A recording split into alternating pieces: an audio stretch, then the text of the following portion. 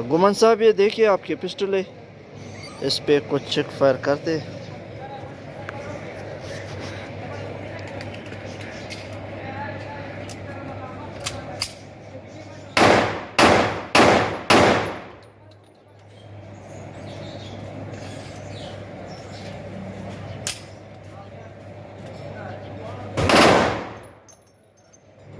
तेरी खैर,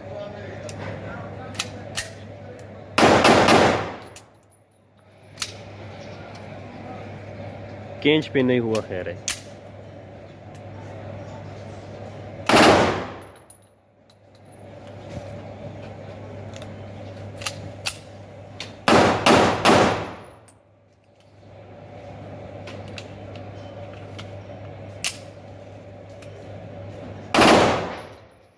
ठीक हो गया उस्मान भाई, तीनों पे चेक फायर हो गए।